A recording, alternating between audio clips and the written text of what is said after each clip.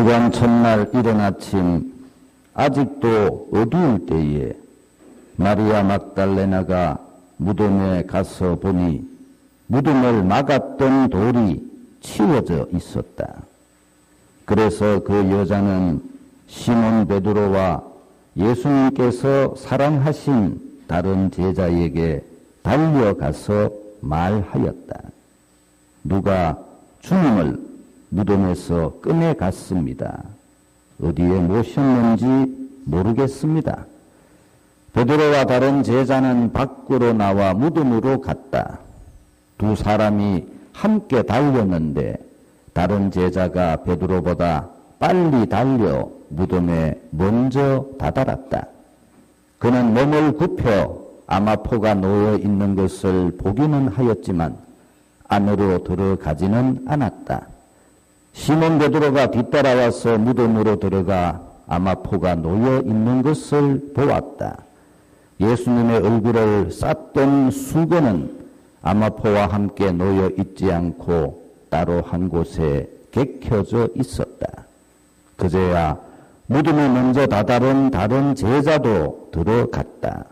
그러고 보고 믿었다. 사실 그들은 예수님께서 죽은 이들 가운데에서 다시 살아나셔야 한다는 성경 말씀을 아직 깨닫지 못하고 있었던 것이다. 주님의 말씀입니다.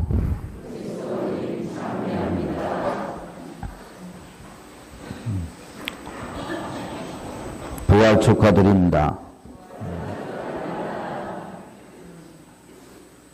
그림이 하나 또 붙었습니다. 네 번째 그림. 여기 공간이 하나 있죠? 여기 다음 주에 한 개 더 붙을 거예요. 네 번째 그림은 요 고치가 껍질을 벗어내는 그림입니다. 저 앞에 달린 거 있죠? 저 앞에 있는 새카만 게 거기 고치입니다. 고치. 왜 중요한가 하면 저 고치가 빌무덤이에요. 그래서 이 그림이 굉장히 중요합니다. 이렇게 껍질을 벗어내고 속에 있는 새로운 생명이 태어난다. 요 새로이 태어나는 생명이 부활을 상징합니다. 그렇기 때문에 이 그림이 중요한 거예요. 저기 있는 저 그림이 이렇게 변화되는 겁니다. 여기 부활을 의미하는 그림입니다. 저쪽 그림에서부터 여기까지 왔죠? 여기까지 온 것이 파스카 여정입니다. 파스카 여정.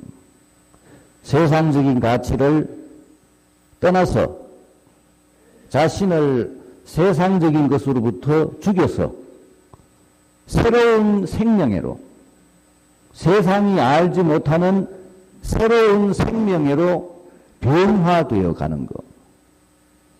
여기 부활입니다. 부활. 요 의미를 알아야만이 내가 신앙인이 될 수가 있습니다. 이거를 모르면 내가 그리스도교를 안다, 예수님을 안다, 이렇게 말할 수가 없습니다. 그래서 부활절이 우리들에게 제일 중요한 날입니다. 오늘 성경 말씀 한번 보십시오. 성경 말씀 내용들이 굉장히 많은데 간단하게 복음 말씀 보고 다른 데 묵상하도록 하겠습니다. 시간이 나오죠. 주간 첫날 이른 아침 아직도 어두울 때에 이렇게 돼 있어요. 이른 아침인데 아직도 어둡다. 그렇게 표현을 해놨어요. 어둡다라는 말은 무슨 소리냐면 아직 완전한 신앙을 가지고 있지 못했다는 뜻입니다.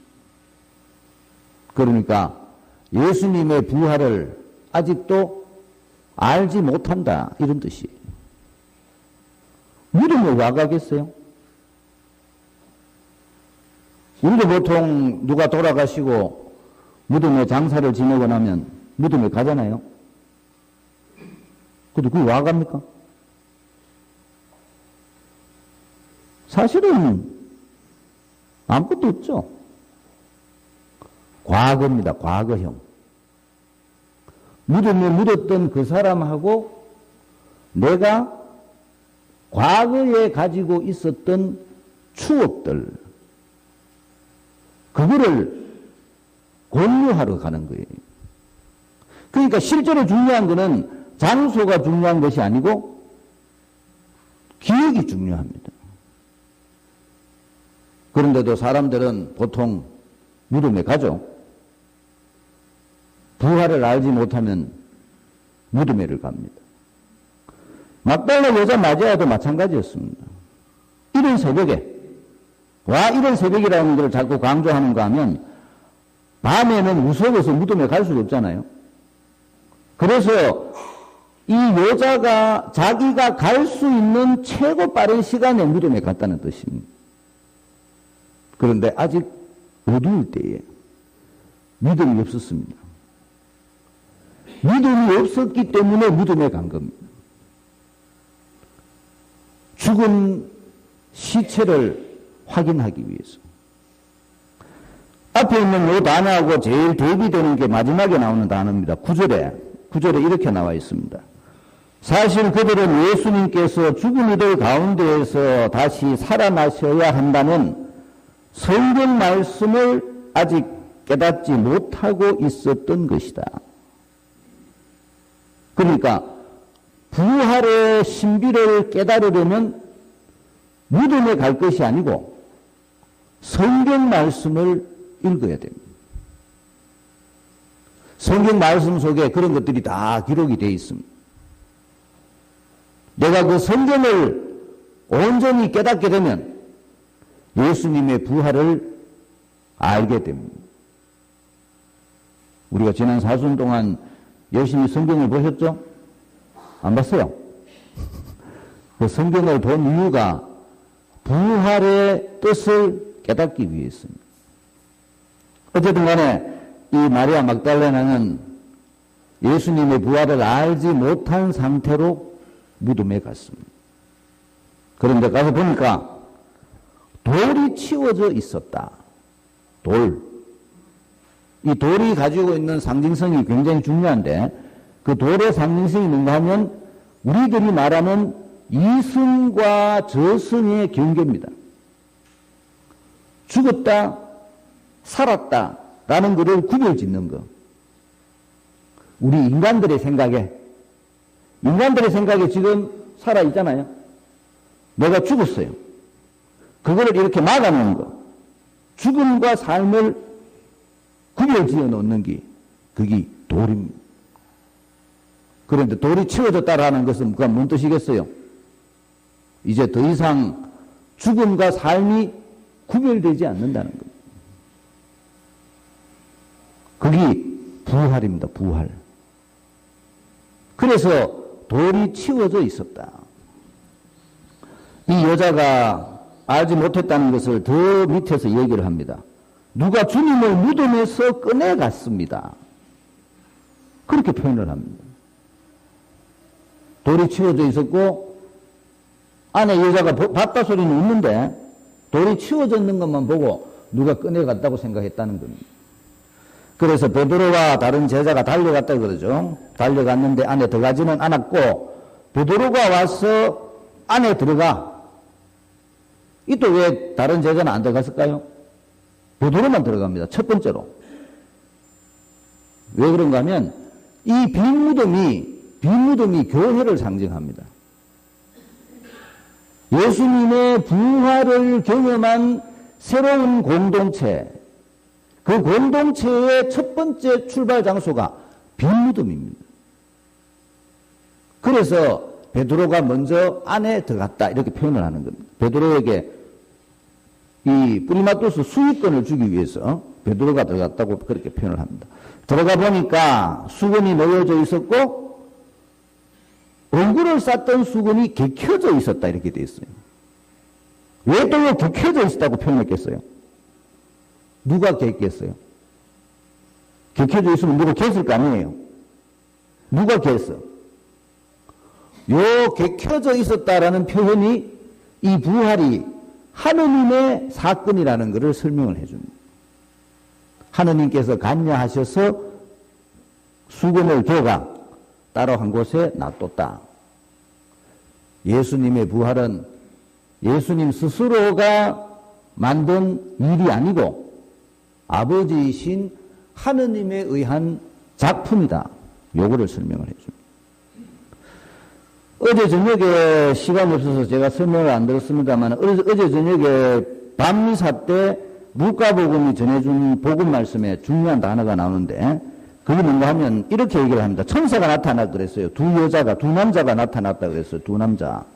그러고 두 남자가 이 여자에게 새벽에 일찍 또 그도 여자가 먼저 무덤에 가는데 여자들이 무덤에 갔는데 이 두 남자가 여자들에게 했는 말이 뭔가 하면 너희에게 무엇이라고 말씀하셨는지 기억해 보아라. 이렇게 설명합니다.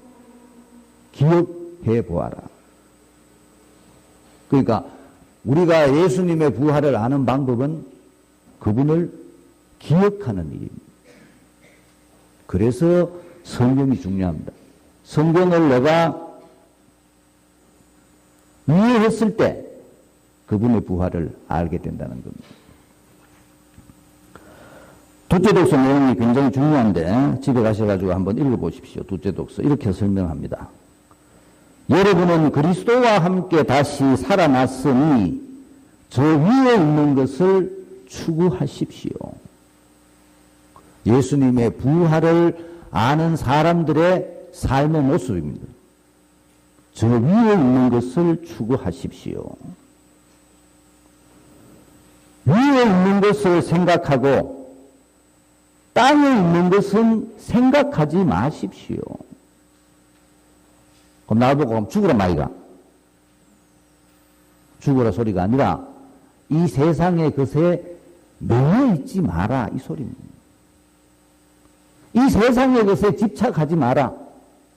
그거는 예수님의 부활을 아는 사람으로서의 삶의 방법이 아니다.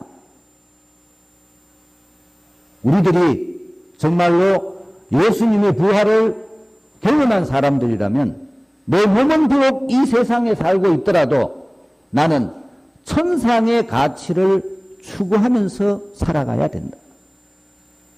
영적 가치. 그 영적 가치를 추구하는 사람들이 부활을 경험한 사람들이다. 그 얘기를 해주는 겁니다. 예수님의 부활은 우리 신앙의 출발점입니다. 우리가 새로이 태어난 사람, 하느님 안에서 새로운 영의 사람으로 태어났다는 것을 기념하는 부활절. 이제부터 우리들이 영적 가치를 추구하면서 그렇게 살아갈 때에 세상 사람들에게 예수님의 부활을 전해줄 수 있을 것입니다. 우리들의 삶으로 예수님의 부활을 세상 사람들에게 전도할 수 있도록 그렇게 합시다.